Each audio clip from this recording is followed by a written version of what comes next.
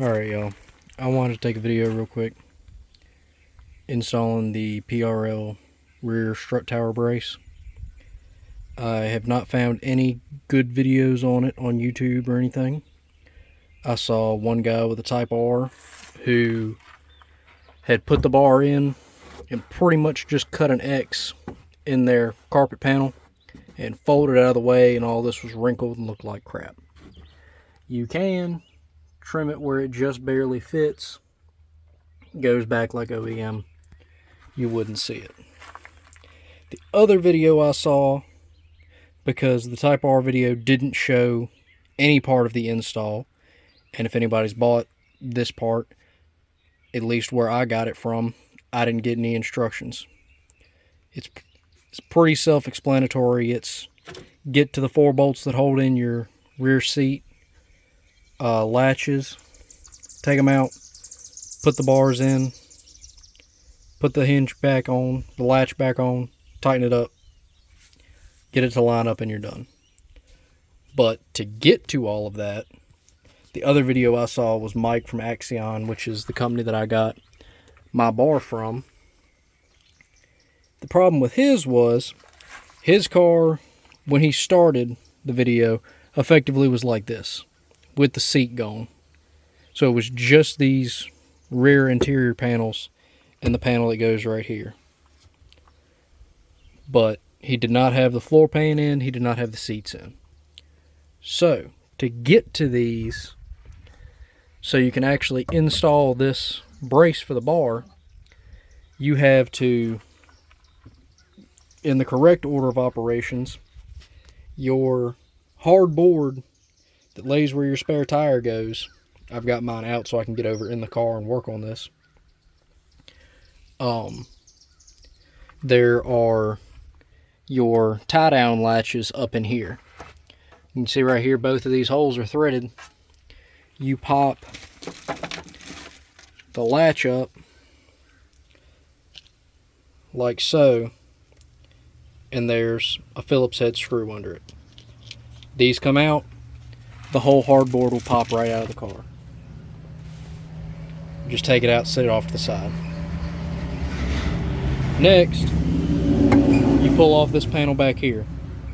This panel I have in the rear floorboard right now, but this panel is just held on with some push clips.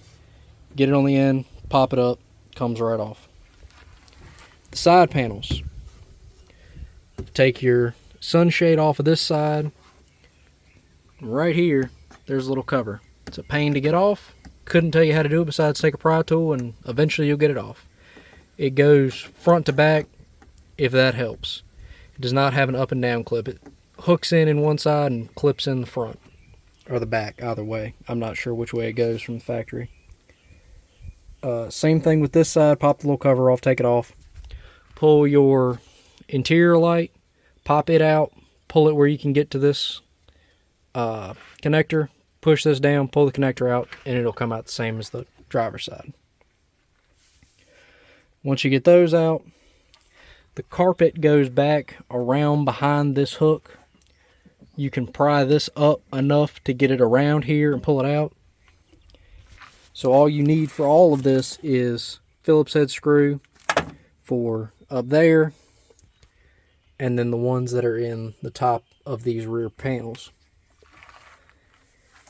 And then your latch nuts are 12 millimeter.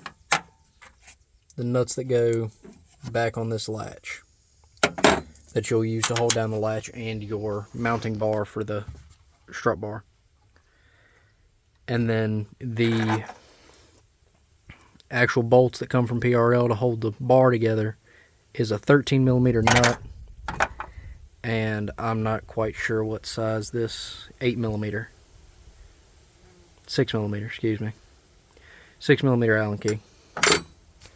And that's all you really need for this, and a lot of patience, because you can see what I did on this side to get a template for where I need to cut. I had the whole bar in, had the whole bar installed with all the interior out of it. Drew a outline of where the bar sits and cut roughly to that mark, and you get something on the order of this. Don't mind where I overcut a little bit, but it's better than having a gaping hole or it bent up. But I'll take a clip with it all fully installed and back together. I had to stop last night because it got so dark I couldn't see and didn't want to try cutting those in the dark. So I will take a clip when I get back with it all installed, and y'all can see what it looks like installed with the factory interior panels and all still in it, and as close to OEM as I can get it to look. Alright everybody, here it is. The final install of the PRL Throwback rear strut brace, or whatever their terminology exactly is for it. You've got the carpet trimmed out. It's not perfect, but it's pretty close. And the places that it's a little jacked up, you can't see from right here, which is where you're going to be looking at it. So everything still works. It doesn't even get near interfering with that. The seat, you can see, still has plenty of space to come up and down. You don't really lose any storage room. If you're putting something that high up in the hatchback here, you probably don't need just a little Civic hatchback.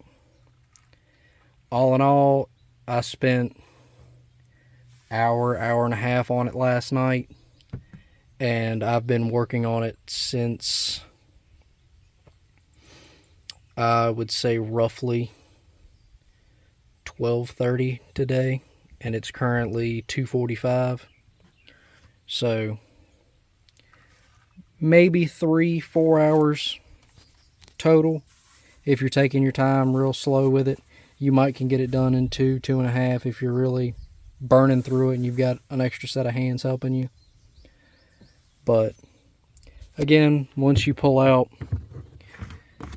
this board down here by getting to the screws right in there, take out that whole center section, take out your floor mat if you have one. You have the Phillips here, and on the opposite side behind your sunshade, just right there. Get those little covers off, get those Phillipses out. Everything else is just pop clipped in. Pull this out, pull that out, lay the seats down. You can get to the 12mm bolts on that side and that side for the clip points for your seats. Take those out, get the bar in. If you want to leave the back end of the car gutted, that's no skin off my back, it's not my car. And it would be a whole lot easier on you to just put the bar back in and the thing for the seat. When you put this in, you are going to want to leave. Pretty much take it out on one side, get one side bolted all the way up. I did that side when I got it, the carpet trimmed and put back in. Leave it out of that side, get this side in. I got this side through the carpet, and then I put the bar back in, and put the bar back in, put the bolts back in loose. Don't tighten them down. Put them in loose. And then I took and finagled my way back in here to tighten this hinge and bar brace back down with the bolts loose. That one you can just get tight, or whichever one you decide to do first, you can just put in and get tight if you get it in here and lined up to begin with.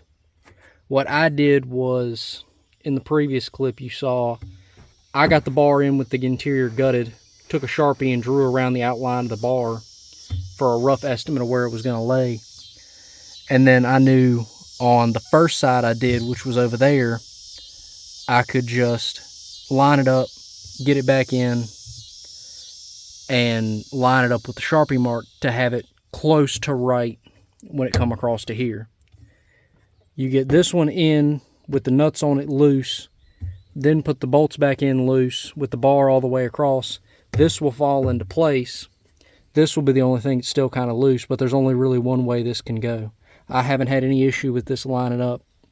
The two times I've had this in and bolted down tight, it lined up perfectly fine both times.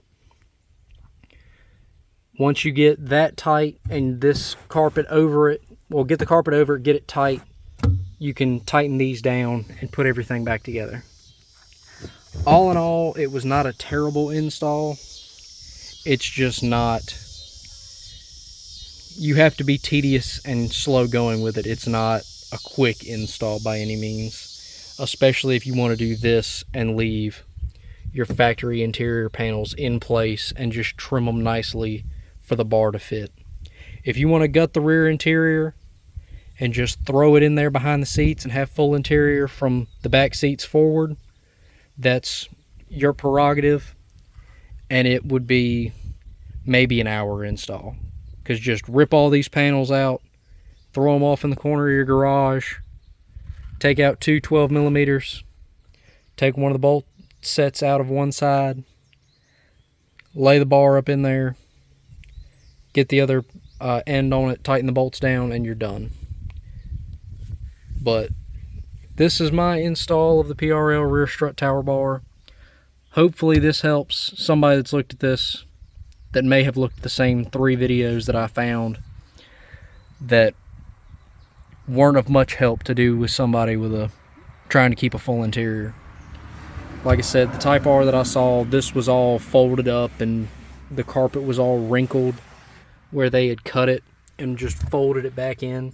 You can see this, there's no wrinkles in it. It's all straight. It's trimmed around here to make sure there's no pressure on it, because this is just, you can hear thin cardboard type stuff with carpet stuck on it.